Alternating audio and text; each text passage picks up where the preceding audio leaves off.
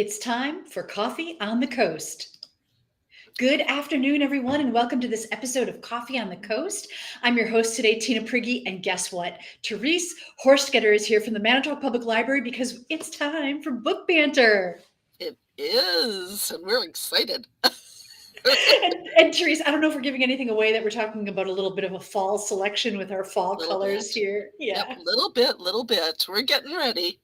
I have to say, on a recent book banter, you had recommended a book called When Women Were Dragons.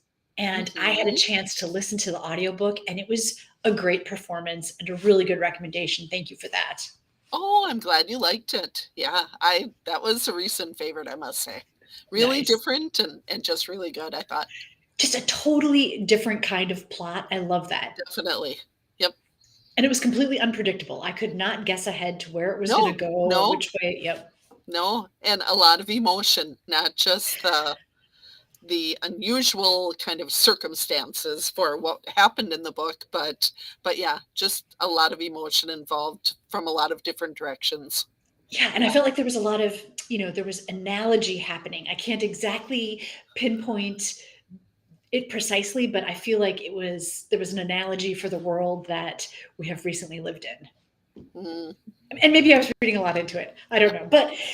But viewers, if you have read or listened to When Women Became Dragons, let us know what you thought. But Therese is here not to rehash that old book, which is also relatively new, but to talk about some new book recommendations. Therese, let's start with your favorite. I was asking about the recommendations that you have today. Which one was like your top pick? And you said that um, you really enjoyed. mhm. Lost and Found in Paris. And I said this one kind of surprised me a little bit because I must have put it on hold because I liked the story blurb when I heard about it, but I was happily surprised. The cover gives it kind of a lighthearted feeling, and there are definitely moments like that, but it is about a woman um, who works for a museum, and she had parents that her dad was an artist, her mother was a model. They were involved with a lot of well-known people, and this woman now is continuing work following that, and she is transporting some artwork to Paris. And this is on the heels of something personally happening to her, and she needed a break to get away. And um, she ends up on a mystery, on actually a treasure hunt, I should say, when this artwork is stolen. And she has also met someone while she is there. And it's like, is this really a romance? Is this kind of a one night fling while you're away?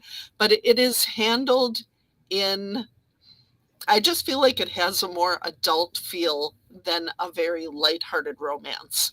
And then with the mystery, I know very little of Paris, and it described a lot of places that they were visiting. You went through a lot. There was a lot of a very interesting detail, but the the relationships were definitely more than just, like I said, a lighthearted romance. There was definitely more of an adult feel to it. So it's a little deeper than the cover might let on. Right, right. I Cool. And it does Yeah, say, like on the cover, it says sparkles like the city of light itself, and will have you flipping the pages quickly. it was a very good book. I really liked the story and some of the things that just came about in it that I wasn't quite expecting. And yeah, it was very good. A nice change of pace. Nice. So do you feel like you've got a better grasp of the city of Paris after reading this book? A little, but you couldn't let me alone over there. It was just it just had a nice oh, what was the thing that I found out that I never knew that Notre Dame meant Our Lady? Yeah, that was all new to I mean, yeah, that was just one of those new little things that I found out reading this book.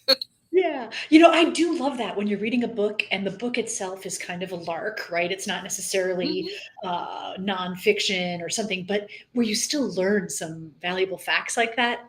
Right. That's enjoyable. It's just fun. Yeah. Awesome. So have you read anything else by this author, Leanne Dolan? I have not. I made note, and I can't say if she has other things for sure, but I just know I enjoyed this one, and it'll stay on my list here.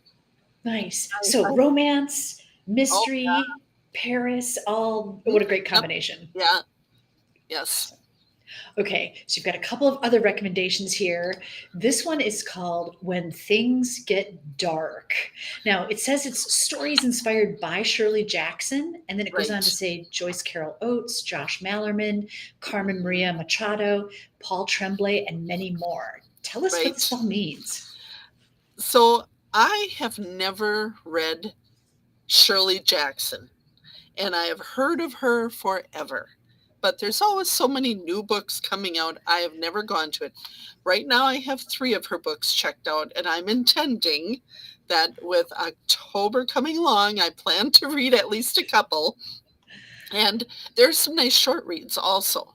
But I read, I want to say about 6 of the short stories in this book. I didn't get through all of them, but I read a couple favorite authors that I like in there, Paul Tremblay and Josh Mallerman. I read theirs, and I read about 4 others in there.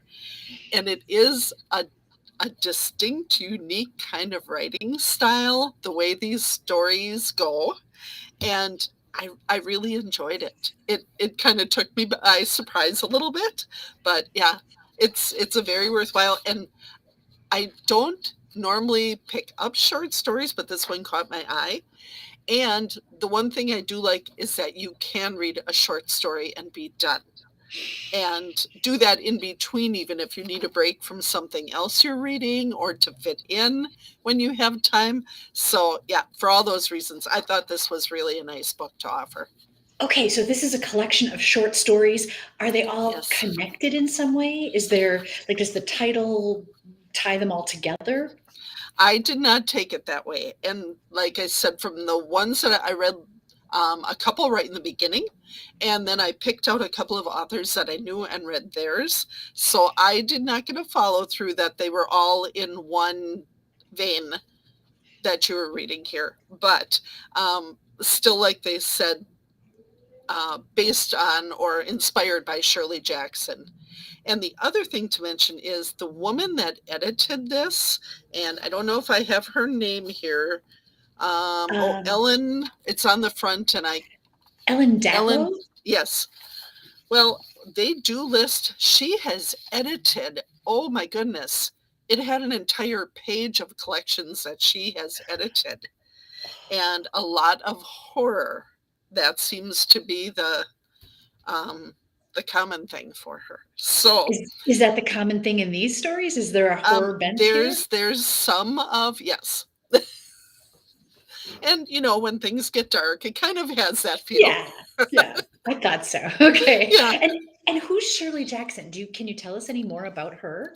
I just know that she is an author that I think was probably a woman who came along with her writing style um, when it wasn't as common. And she is Mm. very well known, but I can't say I know a lot about her either. And but I just picked up, there were movies. There was The Haunting of Hill House, might sound kind of familiar, and there was Yeah. a movie based on that book. And Oh, I'm thinking there may have been at least one other, but yes, I would definitely check into her, and it looks like at least our library has several for them being pretty older books that they are okay. staying available here. So her writing is older, and Yes. then the authors that are listed wrote in her style or were inspired Yes, by I her? would say inspired by her, just what they say there. That sounds, from the little bit that I read of one of her books and just descriptions of her books. Yes, That's fascinating. So she must be good enough, A, to have inspired these other really right. well-known writers, right? Like Joyce Carol Mhm. Oates. And Right. then they must have a certain admiration or respect or love for her work to be willing Yes, to write something inspired by her style. So this sounds definitely. fascinating. And she has collections. I believe she has at least one short story collection that I saw, and then I have a couple of others that are her books. The few that I took home are all fairly on the shorter side. I wouldn't say they were really, the huge, so many of the huge books that we're used to reading lately. These just seem like they are smaller, but I think they pack quite a bit in that Nice. space. All right. And I just don't know if anybody has noticed, but Therese, if you look at the cover art and you look at our Hmm. glasses, look at how Oh, good. we planned it that way. We did. What cover art will look good with us? Okay. So that was When Things Get Dark. What about When We Were Bright and Beautiful by Jillian Medoff? This one had me at almost the first sentence, where it is about a woman named Cassie, and she lives with a very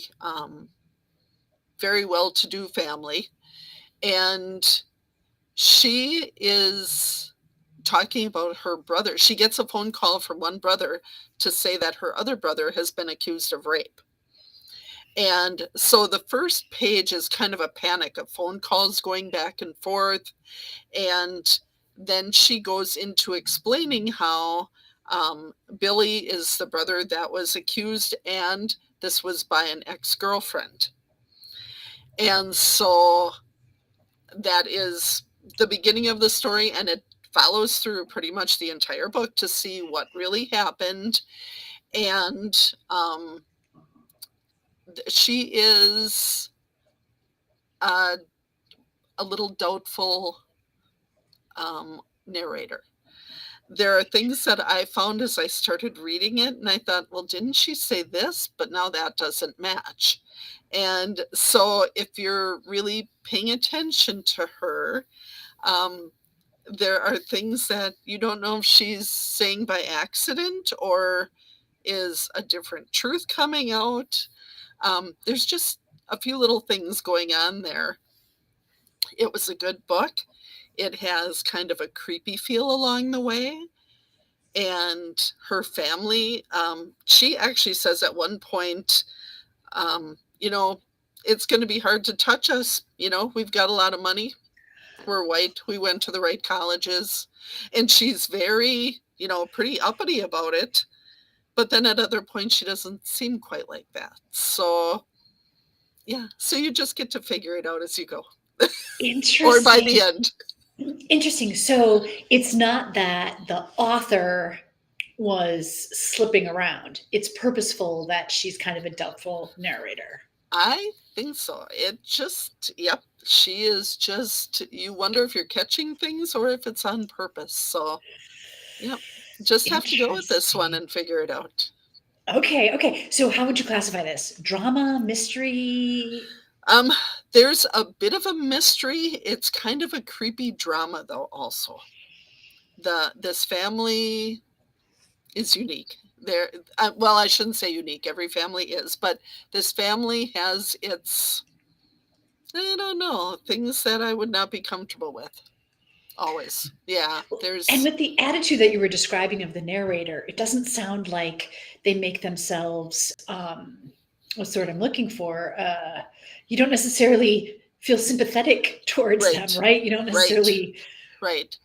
And they have a lawyer. I like the lawyer that they end up with because they really are not looking well on him. But he's kind of a flip side kind of person too. So the lawyer is very interesting on his own.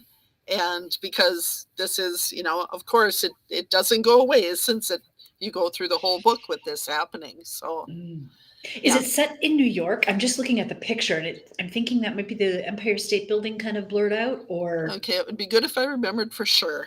But I think I told you, as we were discussing earlier, you can love a book and then you can forget things as you go.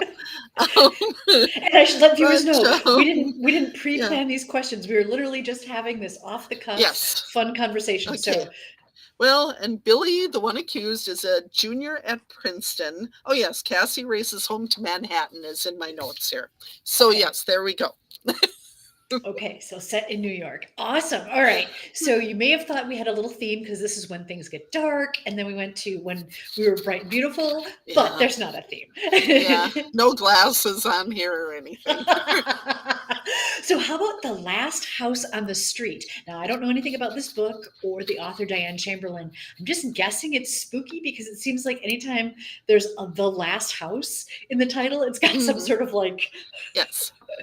So this is very surprising when you start out.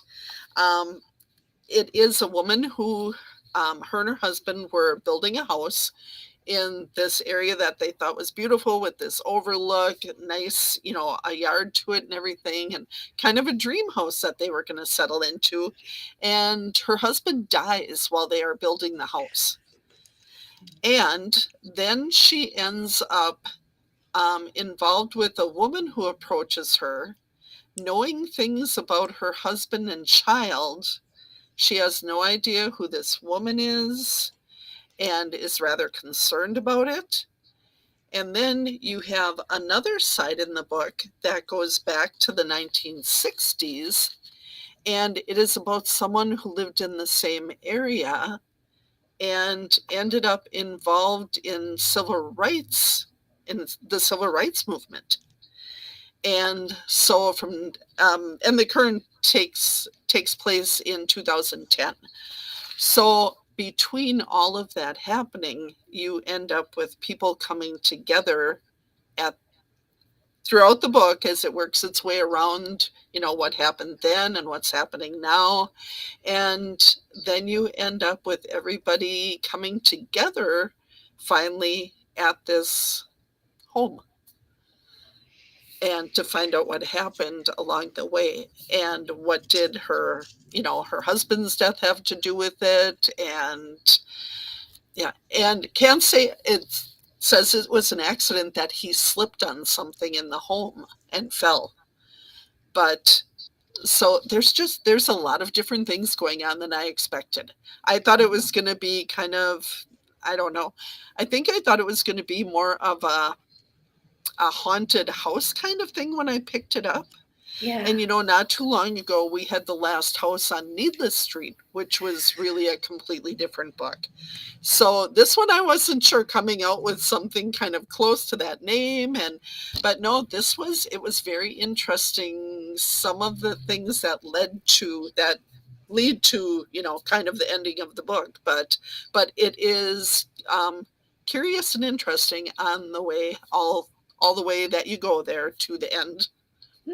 Is it a page turner? Does it keep you engrossed? I think it keeps you, yep, I think you're going right along with it to the end. Okay. And it's a mystery? I'm thinking, I don't know if this one is categorized that or fiction, but Hmm. there's a lot of mystery to it. There's a lot to solve along the way, and Okay. good characters in there. So if you were going to take, so far we've talked about 4 books, right? We've just talked about these 4 books. If you were going to Yes. read them in order, how would you start? Oh, if I wanted, well, I think I would probably start with When We Were Bright and Beautiful. And Starting that with one will get you moving. The Last House on the Street is different from that. And like I said, The Lost and Found in Paris, that was my favorite of this group. It was just different, even though I love, a good mystery with a little, and I like something with a little scariness to it here and there. But yeah, and then when things go dark, like I said, I like things like that as an in-between, kind of a filler thing in between other books. So when things get dark is the palate cleanser in between. Yeah, I think so, because Okay. like I said, pick it up and put it down, and even though they're all inspired by something, they're still their own little stories. Yeah. And it's the Yeah. perfect kind of book. This is the type of book I like to have, in my backpack or in my purse, Mhm. where if you've got a few minutes of downtime and you're waiting, maybe Right. you're in an office waiting or something's going on, it's easy Yeah. to dig into a little story and then. Definitely. Yeah. Okay, so the last book that you have for us today is a brand new book. Tell us why you put this book on your list, and I know that you haven't read it yet either, right? I haven't. Well, Stephen, who I like to call by his first name, is just an old favorite. And we do have a couple. It was kind of cute. I've had a couple of other people who just, well, Stephen wrote that, so it's kind of funny. But he, this one is, I'm hoping I'm going to love it because I love most of his. And it says it is about a 17-year-old boy who inherits the keys to a parallel world within some property, I think, that he ends up with, and it comes with a little something extra here. So that is mostly what I know of it. I started reading it. I could have sat down with it immediately. First page just started rolling right along, and it was good. But that's really all I know. It's a thick book. It's written by someone who's written many good thick books. And he sometimes has deviated from, you think, Stephen King and horror, but then there's Stephen King and very interesting, as we talked about the book Elevation. I Yes, mean, yes. and people who love it are, I know enough people who are not aware that the book or the movie Shawshank Redemption is based on a short Stephen King story. I didn't And know people that. don't realize that. Yeah. He's done a lot, or like the Green Mile, and there's just a lot of things that he's written that are not. But then you go back to Salem's Lot, which is really scary with the vampires and stuff. So it's hard to say, oh, it's a Stephen King book, because his go all over the place. Yeah, there's a whole spectrum of Stephen Mm-hmm. King. So we don't know Yeah, where this one falls on that spectrum, if it's more we don't horror know or yet. more. No, Okay. I'm not thinking so much horror, but it does say that good and evil are at war. So you don't know. That could just be people that you live with. That could be people from another, when he's talking parallel worlds, I'm not quite sure how it's going to work out. Interesting. I Yeah. wonder if it's even more along the lines of the Gunslinger series. Yeah, and there's that, which I found a little confusing. I know someone who's loved it, but then that one I somewhat got, I think, probably turned around a little bit and it was a very interesting book and interesting characters in there. But yeah, Yeah. I did love our it, but I books. understand how confusing it could be because it was set in the future, Mm, but the characters that you meet were like Old West, right? So it was right, this right. interesting mashup that you had to get your mind around, like, am I in the Uh-huh. future or am I in the Yep. past? Yeah. Yeah, yeah, and I mean, he's written so many good scary ones that were set, of course, that nobody should ever go to the East Coast because Maine is over there, where Stephen King bases so many of his books in that area. Yeah. But yeah, so he's just all over the place with a lot of different ideas and good ideas. I mean, I can hardly look at a gutter drain anymore, you know? Pennywise the clown has just ruined gutter Oh drains yeah, for me. and there's that, and then you just think about when he loves to terrify people with everyday characters. When they talk about like Kathy Bates' character in Misery, Yeah. and Cujo the dog, and there's a lot with Stephen King that comes out of everyday, but let's make it that much scarier. So, but yeah, I'm looking forward to another new one and I'm hoping amazed for that it to there be good. is another new one. Like, I how is he so prolific? And like know. you said, this is a thick book, so it's not It like he just is. dashed it Yep, it's off. pretty good size. It's the biggest one on my shelf right now to read. So, Wow. yeah.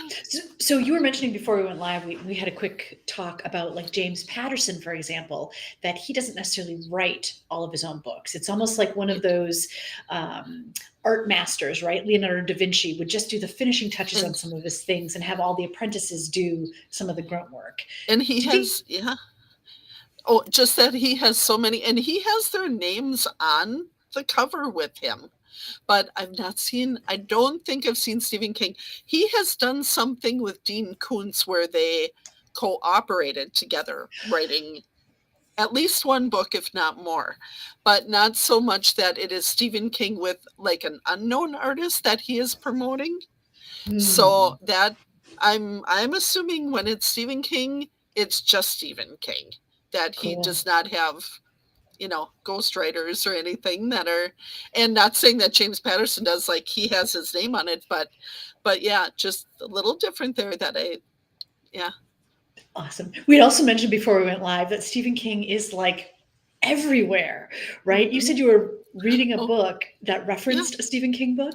Yeah, the book that I'm reading right now in my lunch hours at work, and it is about a woman who is working for an author, and then she mentions that the author gave her a Stephen King book on how to write.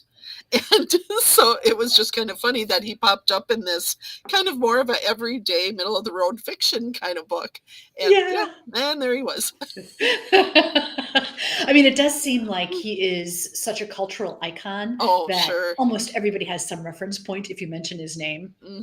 Yep, definitely. I think I don't know. There's that thing about if you ask people who they know of, like who the president of the country is, or if they know who this is, they'll come out with different things. And I think he's one of those names that most people know. Nice. You know, that Yeah. book that you referenced, the book that Stephen King wrote about writing books, I actually Hmm. read that book, and it's much better than you might think. Like, you don't have to be a writer to appreciate it. Yeah. It doesn't just deal with like the nits and gnats. It's a really well-written book about Right. writing. I So need worth a books read. about how you can read more books in a day. Yes, yes. How do we do that? Have you ever Yeah. taken a speed reading class? Do you know how to speed read? No, but I had a librarian tell me once, when she said about getting through books. So I guess for selecting, just discussing, whatever. And she said, you read the beginning, you read the end, and you just glance at the middle. And I think, oh, you're Aw. missing so much. That would be so Yeah. sad to me to have to do that. Yeah. Once in a while, I have, only because it's like, boy, I have to return this book. I'm seeing enough of it, but I have to find out what happens. You didn't want to wait through 20 more people again on hold to get back to it. But Yeah. no, I wouldn't want to do that often. That would seem a sad No. way to, yeah, Sometimes that's the best part of the book, right? right. Like, remember the book, The Storied Life of A.J. Fickery? Imagine Oh, if you only yes. read the beginning and the end and you just missed all Oh, that yeah. luscious Yep. writing in between. Yep. Yeah. Yeah. Okay. Cool. Therese, this has been awesome. Thank you again for these great recommendations. And do let us know how that Stephen King book turns out. Oh, I'm looking forward to it. Yep. Okay. Viewers, if you've read any of these books or have recommendations of your own, let us know what you think. Let us know what you're reading. We'd love to hear about it. All right, Therese, I really appreciate you taking the time to come on Coffee on the Coast and have this little book banter. And I'm already looking forward to next time. Yeah, me too. Thanks for having us again. Thanks for watching Coffee on the Coast. We'll see you next time. Bye.